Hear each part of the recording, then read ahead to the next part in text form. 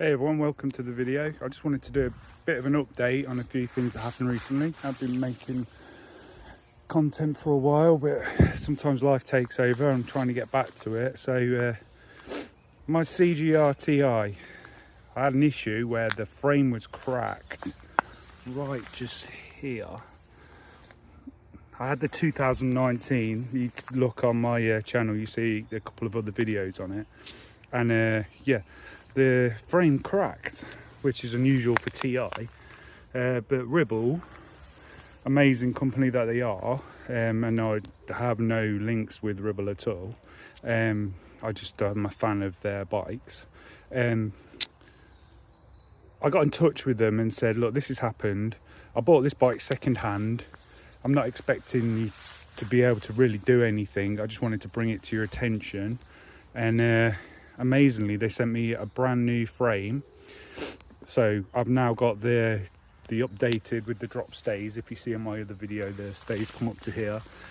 So this is the latest model. They sent me it out within 10 days. I had the new frame and all the parts fitted to it. So I can't really argue with that kind of customer service, even though I'd bought it second hand and I had no receipt.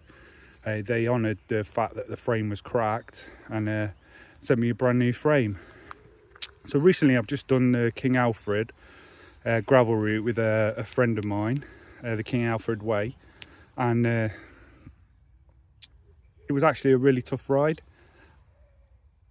And how I had the bike set up with the 105 on it, I did have the GRX rear mech. I've had that on for a while. Great looking rear mech, to be honest. And I bought it mainly because of the clutch, especially on bumpy ground, because I take this bike off-road and on-road.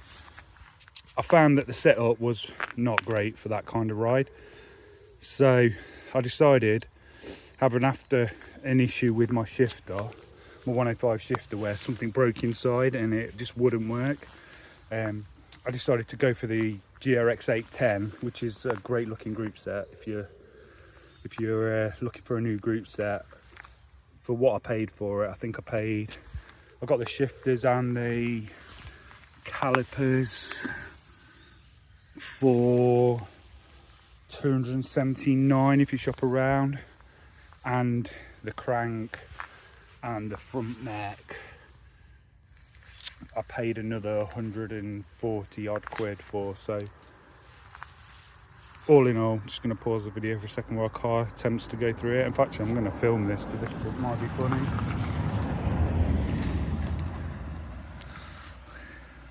He's going for it, he's going for it. He's thinking second thoughts. No, he's changed his mind. Yeah, so that car attempted, he thought about going through here, but when he saw me videoing him, he decided not to. Yeah, so the whole group set, luckily I already had the rear mech, so the whole group set set me back 400 and something quid, which for like an 11-speed gravel group set you can't argue with. And I do really like the funky look of the GRX in general. I think it's quite industrial looking, futuristic kind of look on it, and I'm a really big fan of that. So yeah, the core, I was running a 50-34 up front and a 34 cassette on the back, but that was just, some of the climbing was too hard on that, especially off-road. So I decided to bite the bullet and get the GRX with the subcompact group set. I've set it up with some Goodyear connector tyres on my gravel carbon wheels from Bello Elite, and I'm really a fan of how it looks. Now I'm probably going to keep this bike like this now. I've got two other road bikes that I'll use through the summer, and I'll probably just keep this bike set up like this for a long time now, because it's kind of perfect how it is. I'm really a big fan of it. So I just wanted to say, yeah, shout out to Ribble for just really helping me out. I was prepared to buy a new frame. I was looking at the Doland gravel bike frames, and I'd really decided the one I wanted, but Ribble got back to me so quickly that I can't really argue with how well they treated me. So I'm super happy with that. And I look forward to many more miles on this new kind of bike. I did 9,000 miles on the old frame, and I've already probably racked up over 1,000 on this one, so it's getting some serious testing. So this morning I'm off to find a few more gravel roads before I go home and look after my poorly dog. But I just wanted to kind of update people on how I'm getting on with this bike. For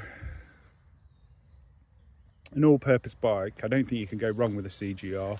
I can ride it on the road, I can swap the tyres over and have a great road ride, but I can keep it set up like this and just do a bit of everything. And I'm a big fan of that, and I'm looking forward to some more bikepacking adventures with this bike now, how I've got it set up. Okay, I'm re-recording this whole segment because I stupidly didn't put it on the camera. I just took a photo of myself and that was it. Okay, picking up from earlier, sorry for the quick out on the first segment, but I had to go and meet some friends for a bit. We did like half hour and then I'm heading home to look after my dog who's poorly. Shout out to my dog. So thoughts on the GRX. Thoughts on the GRX 810. Super great group set, really like it. Great value for money. If you could shop around, you could probably pick the whole thing up for around 500 quid, especially if you buy the parts separately. I think you could probably get a better deal than you can on a whole group set. Plus you can pick and choose the components that you want in terms of rear cassette and crank length, etc. I'm running at the minute, well obviously it's subcompact, so the front is